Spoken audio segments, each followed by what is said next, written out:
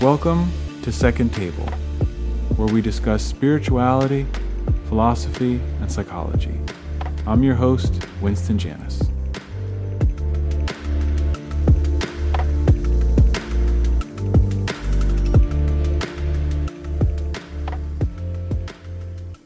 Hello, everyone.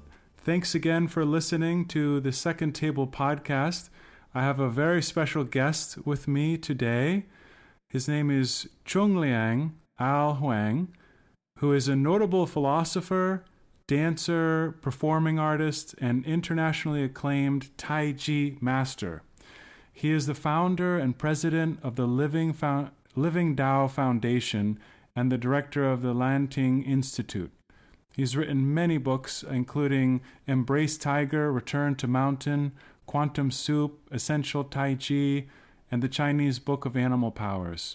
And he's also collaborated on the book Tao, the Watercourse Way with the late Alan Watts. So thanks so much for being here, Chungliang. Good to talk to you. Yeah. So I don't even know. There's so many things I would love to ask you about and talk about, but I'm glad we could have this kind of informal conversation. Maybe you could tell me just a little bit about, I don't know how many of my listeners really know anything about Tai Chi or about your work. So maybe you could just say a little bit about your background, how you came to be interested in Tai Chi and what even Tai Chi is. Just to be sure everybody tuning in with the same concept, the term Tai Chi, that is a Chinese word, two words. In fact, behind me, if you in Zoom, you can see the calligraphy. But otherwise, you read all my books, you see the calligraphy. The two symbol Tai Chi means centering and learning how to bring opposite into integrated center. So Tai Chi is a concept.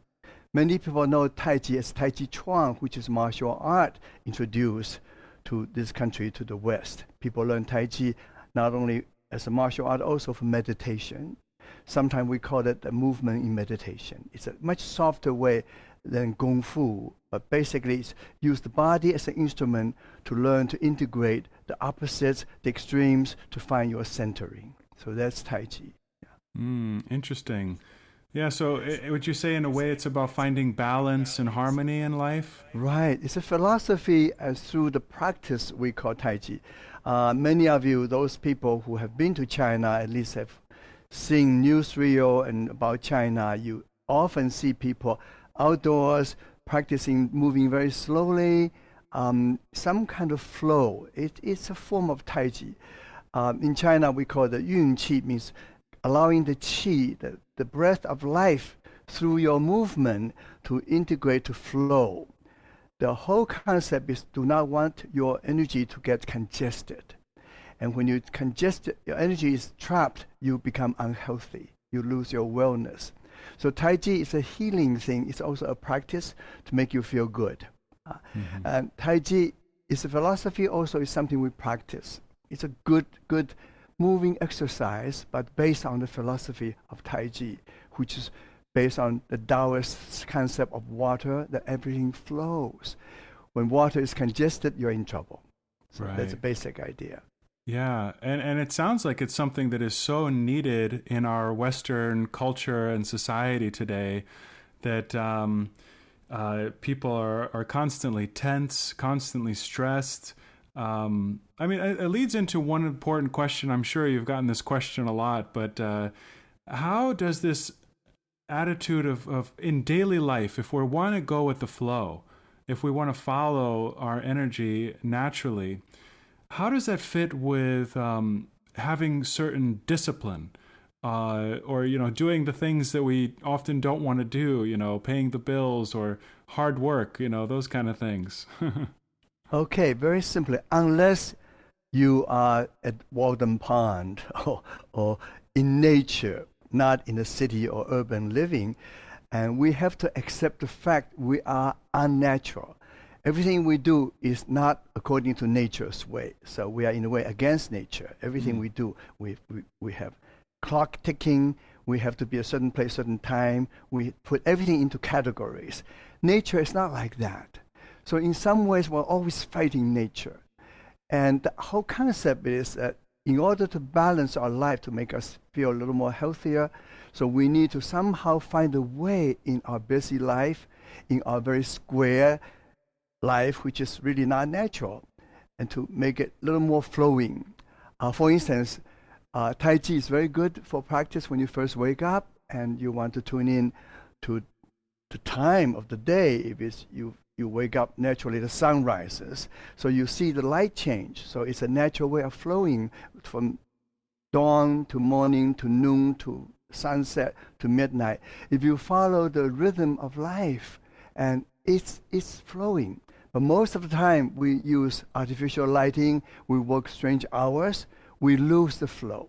Okay, so once we acknowledge the fact, human civilization, we have developed a way that we are often against the flow. So the whole idea of Tai Chi is you learn to go back to nature's way of being and find a way somehow to balance this unnatural way of living. Tai Chi Chuang is one way, just through the body movement. Take a few moments to tune in with the energy of the sky, the earth, everything around you. If you have a garden, look at the flower grow in the springtime. If you live by ocean, see the whole water move, the ocean, the waves move. If you are in the woods, watch the trees. Anything you can tune into nature to match your way of unnatural being and make the balance, find some kind of integration. I was lucky because I grew up in China, even though during a very turbulent time during the war. Because of that, we live in the villages, running away, hiding from the war. We were very much in tune with nature. So I grew up with not the regimentation of the urban life or the business day. We were learning how to abide the nature, learn to move, live according to nature's way. So Tai Chi became a natural way of understanding. I carry that into my life as a young person to come to America to study. And I dive into the American way of Western way of achievement, working. And when I reach a certain point of success, I realize life is not doing well because I'm losing my balance. So I journey back to my East, reconnect with my life, and I bring my Tai Chi self back. And I begin to find a way of integrating East and West. That's what you're thinking about, talking to me about interest in East-West culture, arts, synthesis. You are a religious person, you are a minister, I understand. Yes, yeah. So was Alan Watts, yeah. Right. Okay, we have a religious background spiritually. In whatever culture, when you go to the depth, to the essence, it's the same, no matter what you call it. Right. We're tuned into the divine sense of what really constitutes the balance of life, how to find life. Lack of better words, we go back to word flow you talk about. Yeah. How to flow in the life. Yeah. The best concept, symbolism we can use when we talk about Taoism is water. Yeah.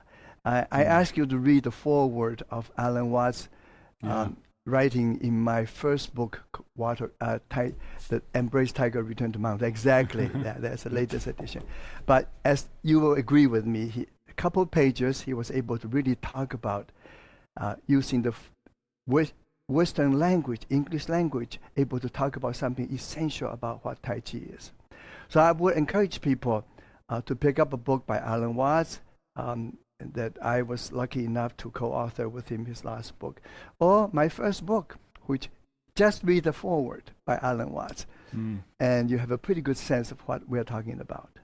Yeah, I definitely want to talk about your relationship with Alan Watts and those kind of things. What I hear you saying is that in some sense, it's always going to be a struggle for us to balance as we are caught up in our kind of unnatural way of living, that we have to try to make space in our lives for reconnecting with our natural being.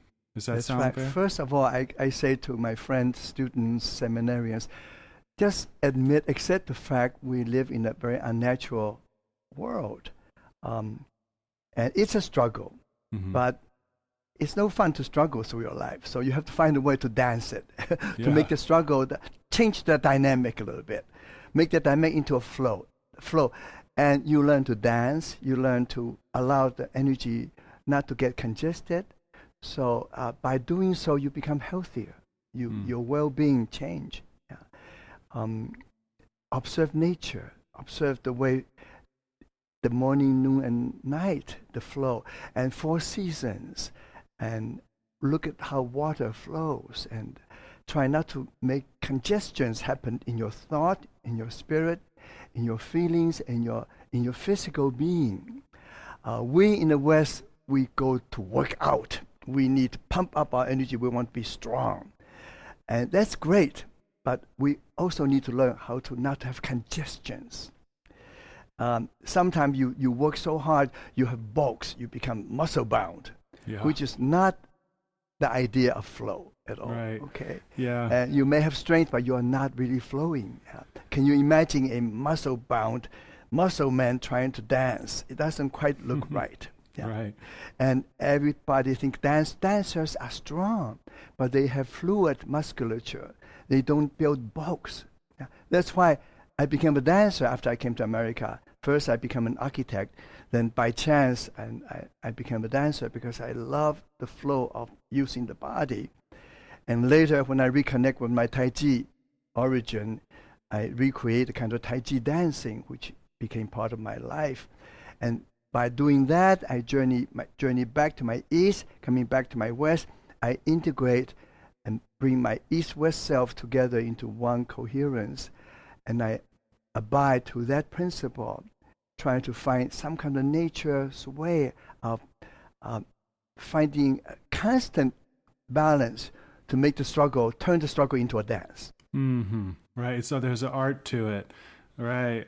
Yeah. It seems like in our society, the way that people often deal with their congestion of their energy, their tension, they do it in unhealthy ways. They whether it's drinking or it's media, watching action movies, all things that I love, and also, but that also raises a question of like, we live in some ways in a culture of immediate gratification where, especially now everyone has a phone.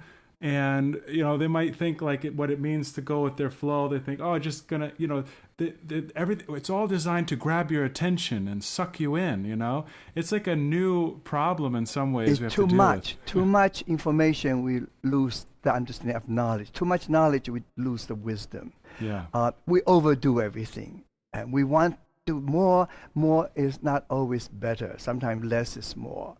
But we have to acknowledge the fact the human nature, we want to grab things, we want to do more. And we need to find out, we need to wake up to know it's enough. You need to find a way not to go extremes. Now, again, I want to remind us the symbol of Qi as in Tai Chi. Sometimes people pronounce it incorrectly, say Tai Chi, because many people spell the CHI, which make a Qi sound, which is incorrect. The pronunciation of Tai Chi should be Ji, separate from the word for Qi, which is the breath of life. Ji means extreme. So basically, we know we are always being stretched. For instance, we use the sky, go up, we have the earth, the ground. Now, if you keep thinking of going up, you go one direction, you go to extremes. You become flighty, you floaty. If you want to keep feeling the grounding, the solidity of the earth, you go to the extreme till you become bogged down. So Tai Chi is simple principle. You bring 2 extremes together. You bring the up, down, up. You find a center within yourself.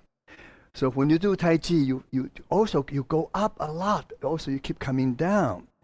The title of my book, Embrace the Tiger, Return to Mountain, is, again, the tiger is a symbolism for strength and power, also danger, opportunity. You don't fight it, you embrace it.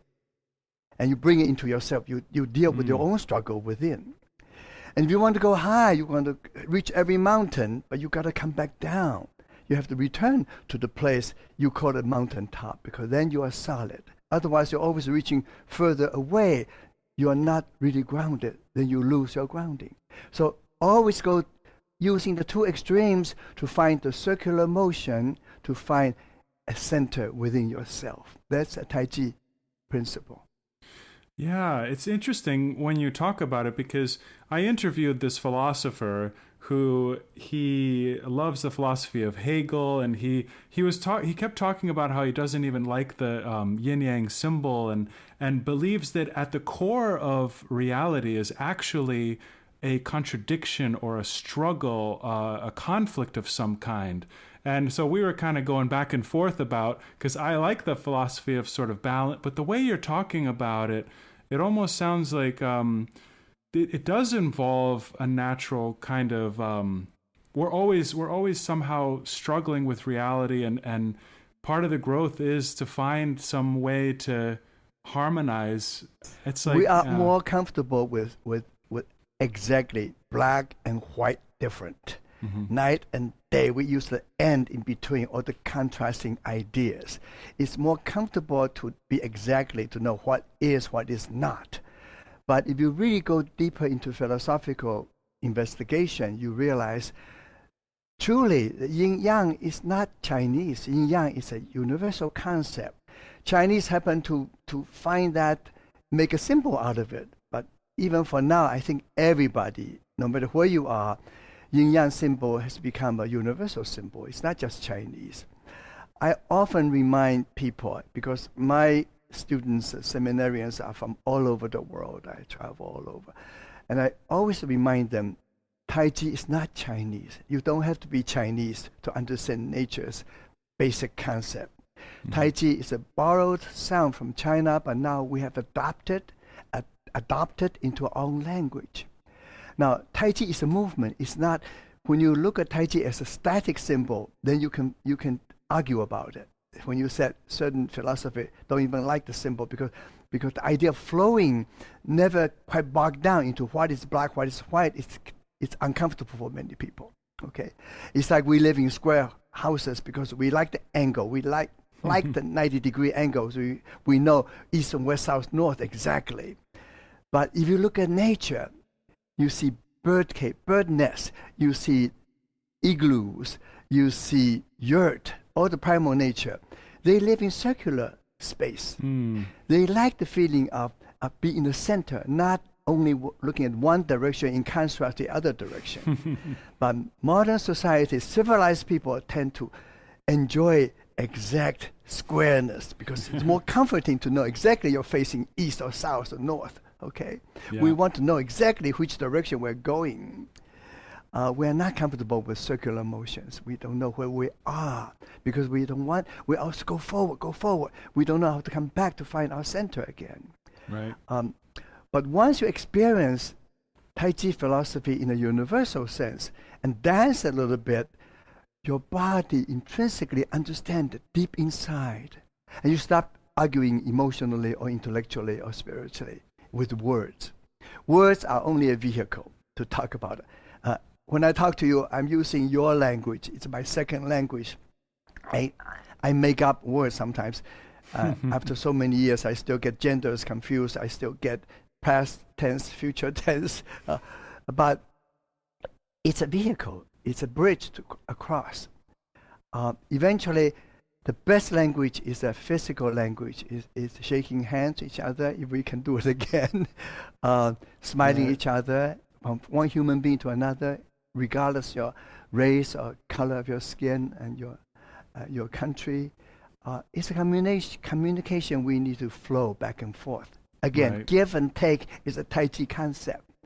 But give, take become a flow. Otherwise, you describe give and take, you compare how much I give, how much I take, then with the end in between, then you're in trouble. Right. But give and take become a constant flow.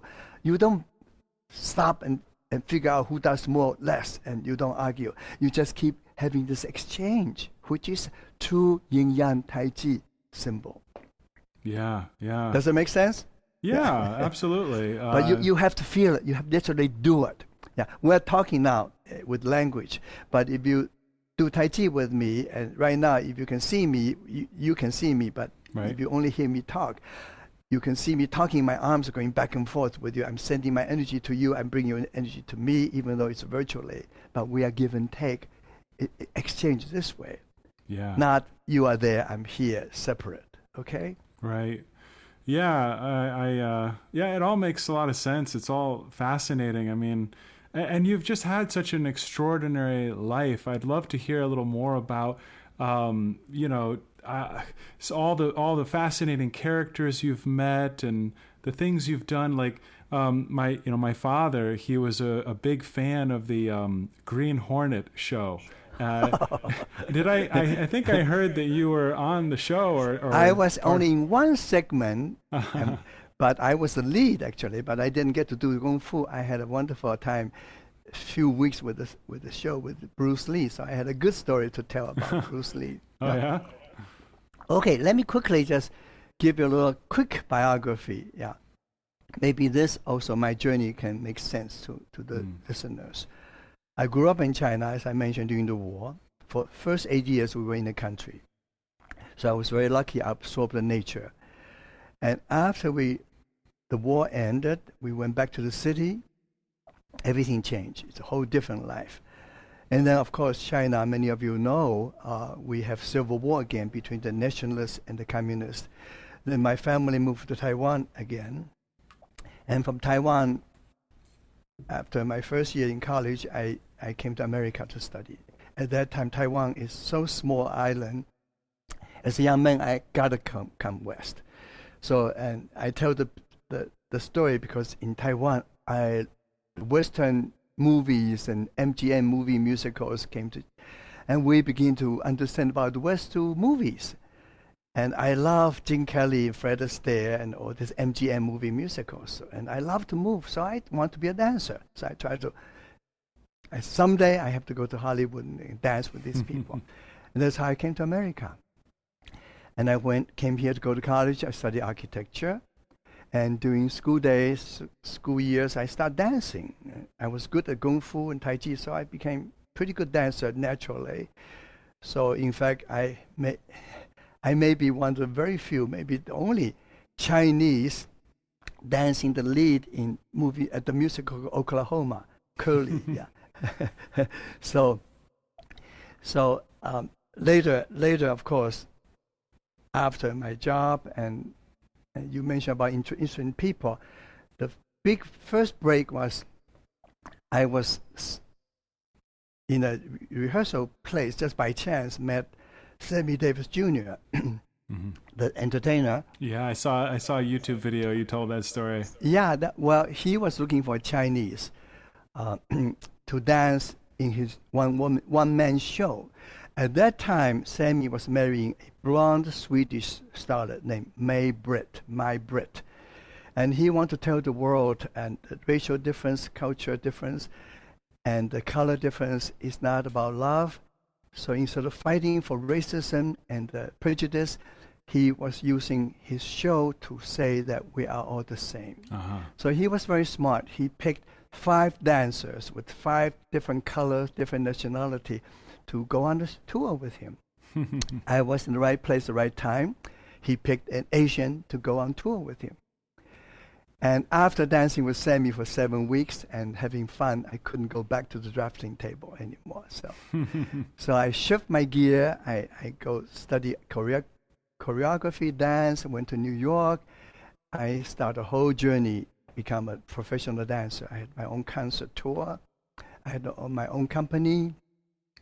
And later I went to Taiwan to pioneer the modern dance in Taiwan. I was the first person pioneer modern dance in China. Wow. And one thing led to another. And if you read my book, Quantum Soup, which you may have, it's sort of a semi-autobiographical. I tell a little story about different people, including Alan Watts, how I found them, met them, how they changed my life, how I learned from them to make my life like a flower open with different petals. Okay. Yeah. So eventually, but still the same flower. So my life's fortune is I was always at the right place, the right time, seems to be. And I learned from people. I learned from Alan Watts. First I was his student. I became his partner. We taught together. And one by one, and if you look at my resume, you see all these people, but they are not just name-dropping people. They became part of my life. They taught me things. I studied with them. We became co-leaders, and we learned from one another and became part of my learning. It's my life's journey. Yeah, thank you for sharing that. Alan Watts, that's how I found you, right, was by looking at Watts's book, Tao, The Watercourse Way. And Watts has had a tremendous influence on my own journey, my spiritual journey, my path that I'm on. And so I'm very curious about, what would you say he was like? What was it like to work with Alan Watts, Well, I was teaching as a young professor at UCLA then. I just came back from Taiwan, and I was reconnected with my Tai Chi self and my Chinese theater. I was beginning to teach Tai Chi for my dance students. One of my students' husband was a lawyer in Santa Barbara who was a fan of Alan Watts. And he said, "You have to meet Alan Watts." I said, "Who's Alan Watts?" I never heard of him because my life was a whole different place.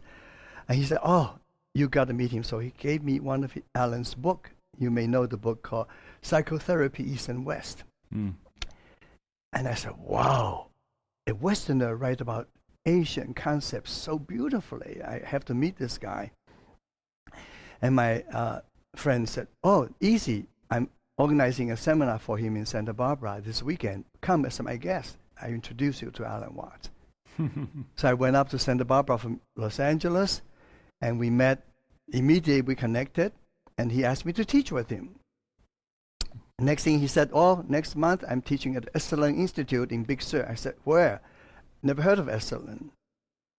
"Come up and teach with me." So that began our journey together.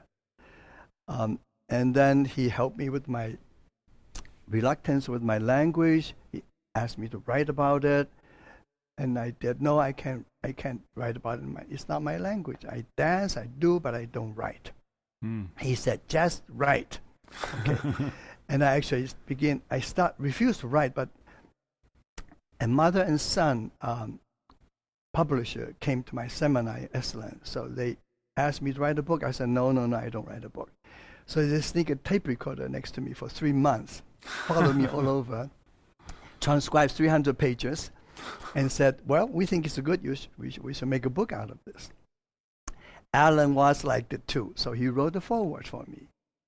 In fact, that was his last piece of write-up before he went to Europe. Shortly after that, he came back, he died. Yeah. So that's a very precious couple of pages of writing by him.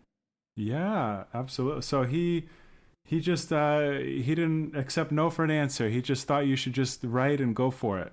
Yeah. But I had the good fortune to taught together with him for about 6 years before he died. And we, I think it's worth talking about. Alan grew up in England, the boarding school, and his parents are loving, but they are not very affectionate. He said they never had hugs and the kind of. So he loved the flower children era, everybody hugging everybody. Yeah. Alan loved to dance, but he was so inhibited. He said, "Oh, I wish I could dance like you." I said, "I wish I could talk like you." So he said, "No." So we danced together, we talked together. So I got him to dance. He made me feel comfortable with my English. So we taught together, and we improved with each other, and we help each other to transform and change and embrace the other side of our imbalance. And we became soulmates, we became co-leaders, and when he wanted to write the book on Taoism, he asked my help. So I said, sure. And you notice all the main calligraphy, I did all the calligraphy, and also all the notes by my mother, did all the notes for him too. So it became a really close collaboration. Yeah. In fact, he died before the book was finished, so I had to finish it for him. Yeah, that's something I also am really curious to ask you about is maybe you've gotten this question before too, but what do you make of his issue with drinking, right? That seemed to play a part in his I know. early That's death. And yeah. Well, Alan, yes, he drank. He loved drinking, but it's for pleasure. He was not a drunk, as we may think. He often inebriated, but he loved life too much. He loved everything too much. mm, He loved to cook. He ate wonderful food. He drank the best wine and spirit. He loved people to the extreme. He overdid it. In fact, he died at age 58. Can you imagine? 58. He burned his candle in triple ends. yeah. But he loved his life. He enjoyed. He burned it all out. Even when he was high, when he had too much to drink, he was managed very well with his lucidity. And even when he was totally not quite together, he was still perfect. If you read my book, Quantum Soup, I talk about several incidents when he was not quite together in the intellectual, lucid sense, but he was so clear. He could be such a Zen master to the point you were just totally inspired and in awe by his ability to be right there. But he loved life too much. He drank too much. He tried to quit. He go back. He loved wine too much. He loved food too much. He overdid everything. But that's the way he was. Okay, and many people used to think, "Oh, you are such a philosopher. You write such beautiful books. How can you be a drunk? How can you be somebody who do not take care of yourself? How can you die at 58?" I was angry with him. I was having such a good time as a collaborator with him. I said, "Alan, we're having so much fun. How dare you die on me?" Basically. Yeah. And that helped me to balance my grief for losing my good friend. It was too young. Can you imagine? You are still young, yeah. But when you are my age now and you realize I lost my friend so long ago. Yeah. Yeah, He was you must 58. have. How old were you at that time? In a 30? I was in my just 30, early 30 years old, 31. He was 58. He was my older. But now I'm 84. Wow. Imagine, he died 58. All the years from 58 until now, I can't imagine he didn't live. But who's to tell? Right. Yeah, it's just interesting. Mozart died so young. Schubert and Mendelssohn, they managed to do quite a bit. Okay. Right. It's a quality of life. It's a quality of life. Yeah. Yeah. We sometimes moralize it and those kind of things, but people live in different ways, and we're paradoxical as human beings. It is true. And I think as you get older, you learn not to judge. Also, you realize we are so unique, all of us. You're interested in comparative philosophy. And Alan was interested in comparative religion. I came from a whole different way of thinking of spiritual, religious things. In China, in fact, we don't have a word for religion. We have a word for teaching. We call Christian Jesus Christ teaching, Buddha's teaching, Confucius teaching. We call jiao. We don't have a word for religion. We have the word for teaching. It's something we learn. Okay. Alan Watts loved the concept, and he said, "Hey, I want to compare," even though he was brought up in a very traditional way, and he became a minister even. But he also totally cut loose during the Cultural Revolution in America, that when flower children in San Francisco, and Alan Watts became the instant flower child's guru. And he refused to wear suit and tie. He put on Chinese, Japanese clothes. He wore beads. He let his hair grow. He wore jewelries.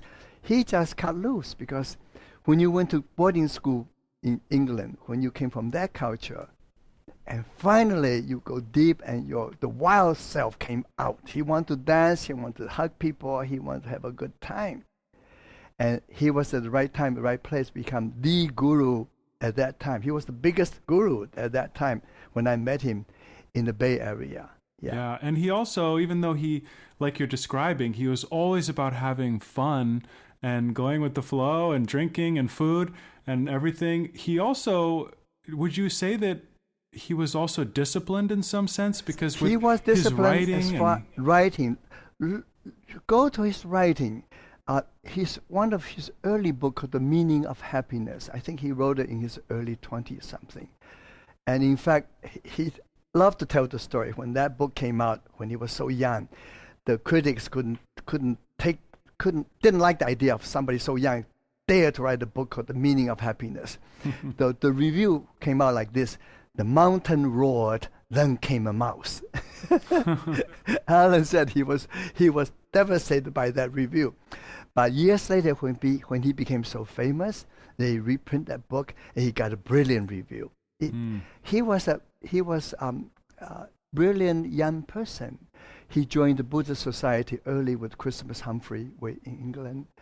He wrote beautifully, lucidly, and his calligraphy is beautiful. His thought was so pure.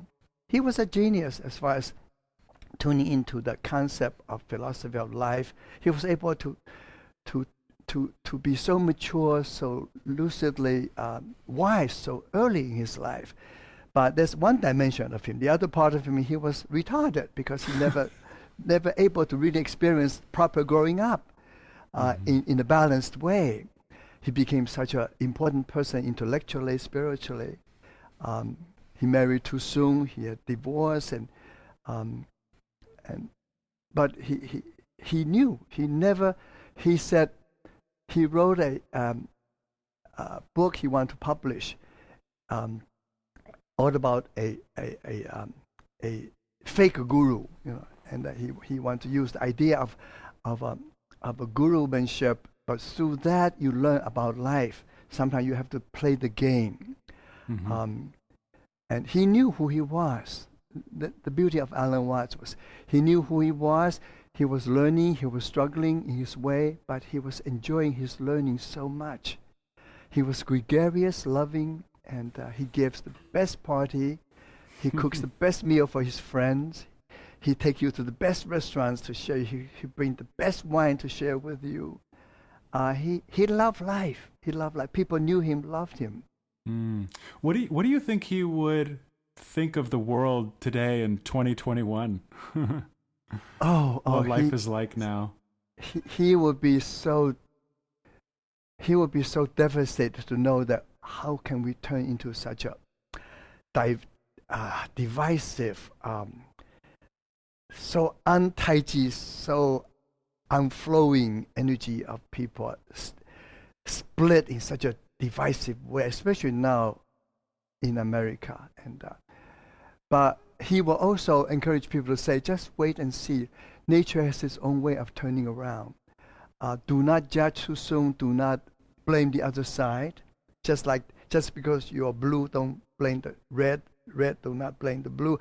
If you just yin, don't blame the yang. If you're yang, don't blame the yin. Yin-yang has to become one to make it Taiji. He will be the first person to try to bring that diversity, the fight between the split together. He will say, think about polarity, think about how you can dance it back to normal again. Yeah. And he will be the best philosopher to help you not to get frustrated, but learn to find the best part of it, to dance it back into your own true essence. And he agreed with me, and which is very Chinese and Confucius. Confucius' teaching taught all the Chinese, you have to begin from yourself. We say first you cultivate yourself, then you bring this centering into your small family and your small community and your nation. Eventually you can enlarge into the world, into the universe. But you got to always begin from yourself. And often in other cultures, we try to right the wrong from outside in. We don't look inside our individual self today. If you can be truly centered, you can influence people around you. They will influence people around them. Eventually, we go from inside out. We right the wrong from inside out. Not as a contrast, not as black and white split, but it's a redefinition. It's an exploration into a new beginning again and again and again. Yeah, I think Every morning yeah. is a new morning again, no matter how bad the night was. Yeah. Right. Every spring is a new spring, no matter how bad that last winter was. You gotta trust nature has its own way. Yeah, it seems like in our society, a lot of people, a lot of progressives, even just kind of they want to change the structures of society, but a lot of times they go around in a very angry spirit, right? Frustrated, stressed out spirit to try to change the world. So You want people to agree with them, to tell them their anger is okay, but other than help me not to get angry. But if I don't like certain people, you have to agree with me so you can help me to feel okay to split with the other side. That is the problem, I think. Philosophically, in all religions, and we have to find some kind of balancing act, not to blame the other side. East and West conflict, black and white conflict, male-female conflict, all this duality that makes the world a horrible place sometimes we feel we live in. I am an optimist. Sometimes I joke I may be pessimistic about something, but I'm still optimistic being pessimistic. So in a way, I'm playing the yin-yang game again. You never get caught on the other side only. If you're a pessimist, you have to be optimistic about the pessimism can change. Okay. It makes me think a little bit that, right, we need to, I'm thinking of the yin yang symbol and how there's the little white dot and the little black dot in the opposite. And, I think we maybe need to acknowledge, those of us that are Democrats, have to say there's a little bit of Republican in you, and the Republicans have to say there's a little bit of Democrat in you. You have to acknowledge and admit those things. If you're a man, the most important part of your feminine quality must be in the middle of you. If you're a female, you have to have masculine part in you. Otherwise, you're not a whole human being. We categorize ourselves too soon. We have to give ourselves a title. We have to belong to a party. Why don't we belong to a much bigger party we call the United States, if you are a citizen of the United States? I have adopted America as my country. I live in America most of my life. I came here as a teenager. But I also bring the best of my Chinese culture to here. I'm not Chinese. No, I'm a world citizen, and right now with all the racism problem, the whole problem with hate crimes, we have to go back to the essential teaching and learning again. We are human beings. We are not divided by colors, by race, or by wealth, and we put ourselves into such a little category. We refuse to belong to a bigger family. The family of human beings are so important. We all need to look at the bigger family to belong to and help the people who need help, and not to get into a little club and do our things and blame the other side for something not going well. And this, I think, as a minister, as teacher, as anybody is trying to help people, I think we all agree the same concept. And we cannot blame the other side. We have to find the integration. We have to find the center. We have to find the fluidity. We have to find a way to keep becoming a new self, new beginning. Keep learning. Sometimes I say human species were evolving much too slowly. Yeah. Hopefully we will not blow ourselves up and destroy ourselves before we even evolve to a point we can be truly called humanity. Yeah. You're right. And it's just sad because we have all of these cultural heritages, these traditions, and yet they become so misused and twisted. Christianity is a good example, right? It's like we've had this wisdom in many ways for thousands of years. Like you talk about balance and realizing that we're not separate. Jesus was such a teacher. Exactly. They are wonderful teachers. Yeah. Yeah, he would, the society was saying in his context, there are certain individuals that are not welcome, are not pure. And that's the people that Jesus sat down with at the table. And when you eat with somebody in that culture, you're really accepting them fully. And so if you're not allowed to... If you look into the essence of any religion, you go to the teaching, go to the essential humanity, and it's universal. It's not a club. It's not our religion versus yours. If I'm right, you're wrong. The whole war between religions, which has plagued the world for so long, I think all of us, and of course you come from a different cultural background, family, and you tend to get stuck there for a while. But as you evolve to be a full human being, you need to come out of it. You need to look into other culture, other ways of teaching.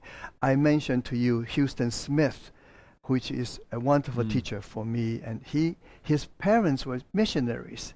They were Christians, went to China trying to save all the heathens in China. Okay, and all good intentions, but they think it's like it's one of the. I have to tell the story. Yeah. My wife's Methodist, grew up as Methodist American, so I am sort of a Chinese philosophical religion, whatever it is. But my wife and I agree we need to give our children some beginning, so we send them to Methodist church. It's my wife's church. Eventually they will choose what religion, what following they need to follow, but we want them to go to Sunday school and then just expose them to the Christian teaching. They had a little Sunday school teacher ask my daughter, she was like 5 or 7, 6 or 7, is your dad a Christian? My daughter said, "More, he's Chinese. I don't think he's Christian, but he's religious, he's spiritual." But you have to get your father to come to church. He has to be a Christian. Otherwise, you will not see him in heaven. That kind of stupidity. My daughter came home crying, weeping, said, "Dad, you have to come to church. My Sunday school teacher said, I will not see you in heaven." That kind of stupidity, that kind of bias, is exactly what makes religion not doing the right kind of teaching. Right. Okay. Yeah, exactly. But this thing happens. Not all Sunday school teachers are that ignorantly bad. I'm sure out of good intention. Yeah, but he almost ruined my daughter that day. Yeah. Right. It's a horrible thing. And the thing is, it was really I was raised Christian as well, right? And then at certain points in your life, there's so much baggage attached to it, you almost think about saying, I'm just going to get rid of all of it. But it's actually people like Alan Watts who made me kind of rediscover that he opened up to a bigger religion. Yeah, there's something deeper in there that Jesus was teaching, and the tradition that really, if we understand it metaphorically, if we see what Jesus, I think, was teaching non-separation. Well, if you go into any essential teaching of those great leaders, great teachers from all religions, they are really talking about the same thing. Right. During Alan Watts' time, he left the church. Basically, he went to teach in the Asian society. He also realized very strongly at that time in the 60s, the Western people left their church, embraced Hindu religion, go to Japan studying Zendo. They study Taoism because they cannot deal with their own confinement within their church. Alan Watts said, okay, if I can teach you, I can help you to come back to your religion by embracing the world religion in a bigger way. So he became the sort of flower children's guru, but he also was in his way still a pure Christian, but in a different way. He was flexible. Yeah, he didn't look like typical Christian priest, but he was go into the essence. He was able to go through Taoism, Confucianism, and Buddhism, Zen, to bring back the spiritual awareness for people, especially youngsters during that time, during the flower children era. Right. And he wrote all those wonderful books now we can go back to. Remember his book called Nature, Man and Woman, almost go back to primal time. And his way of Zen is describing Zen Buddhism in such a clear way for people to go into Zen teaching, not thinking as a religion. You have to leave your church to go to Zen. Yeah.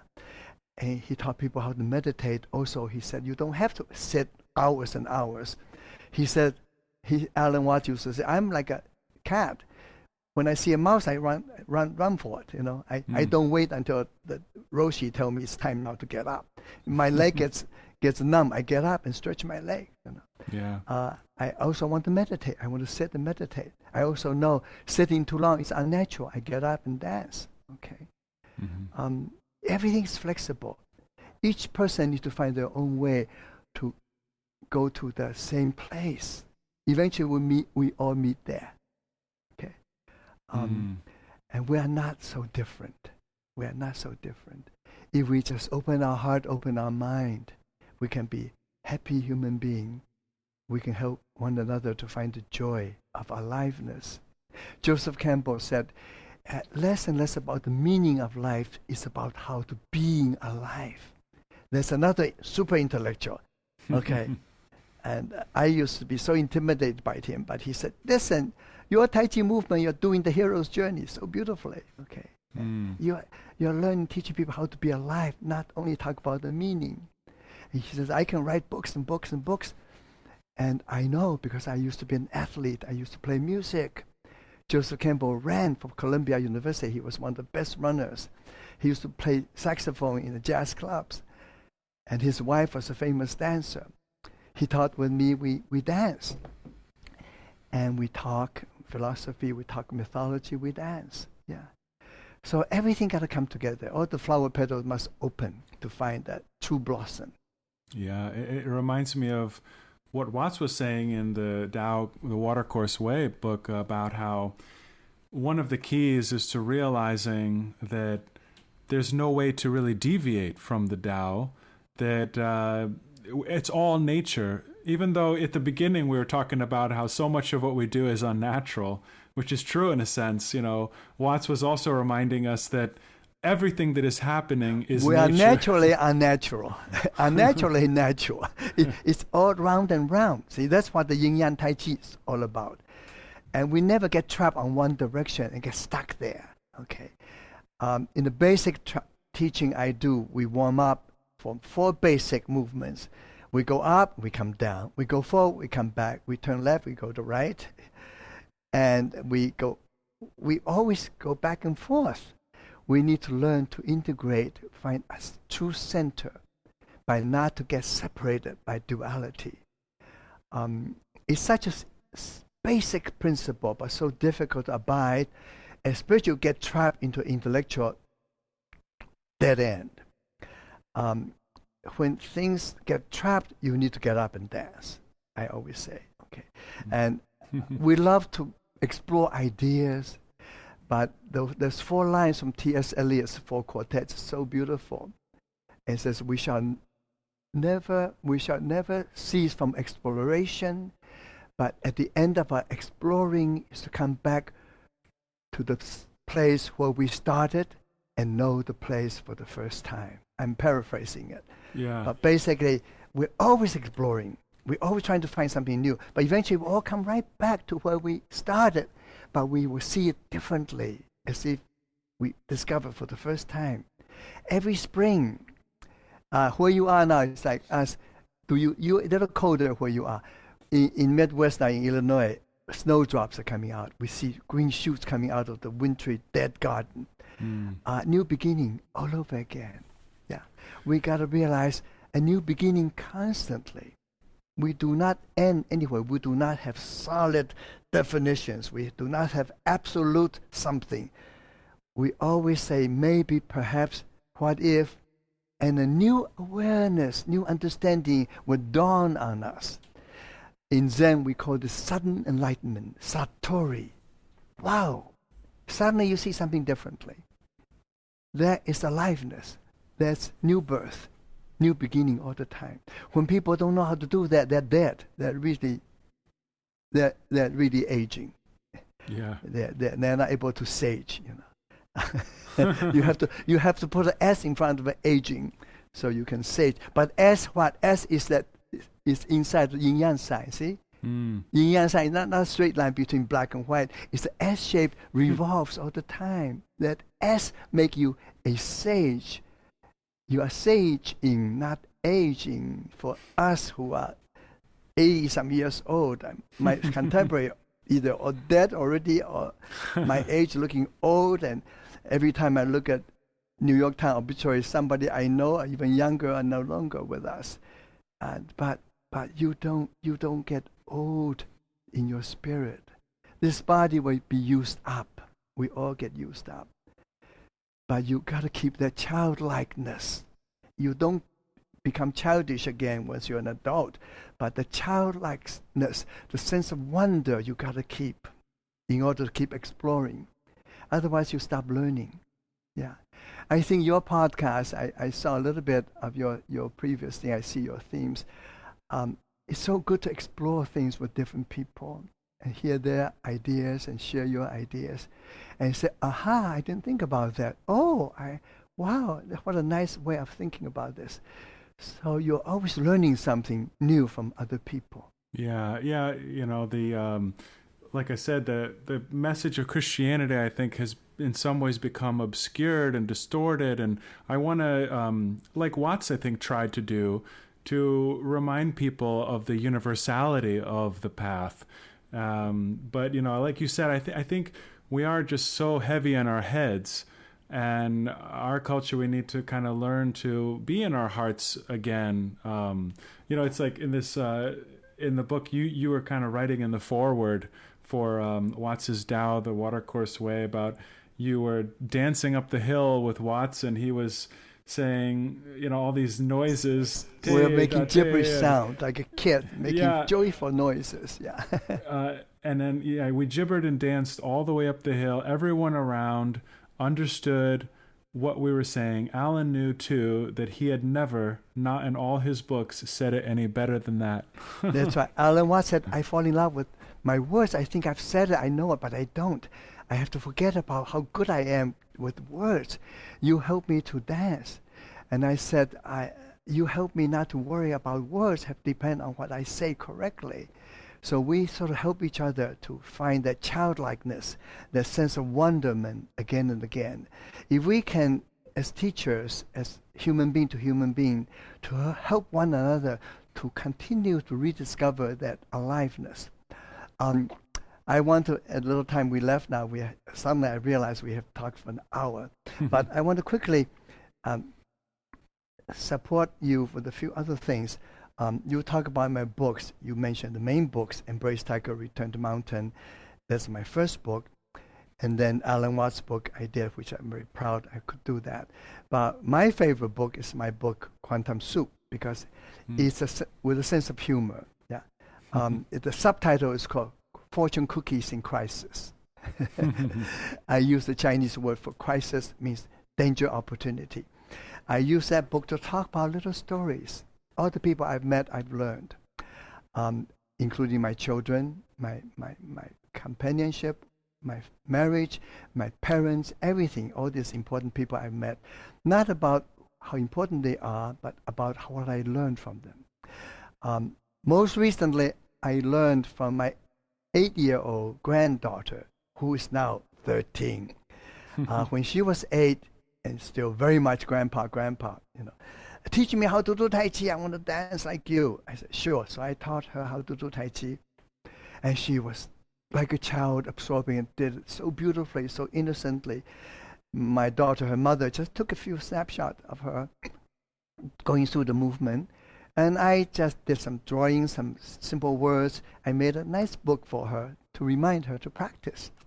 She took it to school, and her classmate loved it, and she was 8 years old. Her teacher loved it. Parents of their classmates loved it. Eventually, everybody wanted a copy. So my publisher in England said, well, we got to do a book. So it became a book called Tai Chi Dancing for Kids. That's my, right now, I'm so proud of that book. If you go on my Google me, you'll see it on my website. That is my latest. It's such a simple book from an 8-year-old. For me, it's even more profound than Alan Watts' book, and my book sometimes sounds so philosophically, you know, high and mighty, which is wonderful because we need to tune into that level of the intellect as well.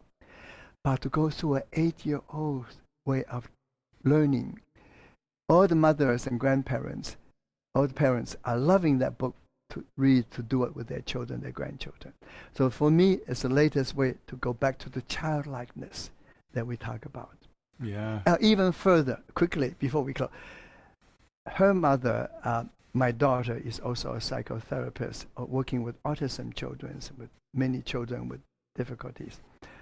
And she did a lot of brain research. She's been half Chinese. She loved calligraphy. She loved the Chinese part. She saw me doing all this calligraphy. And she grew up with calligraphy all around her baby room.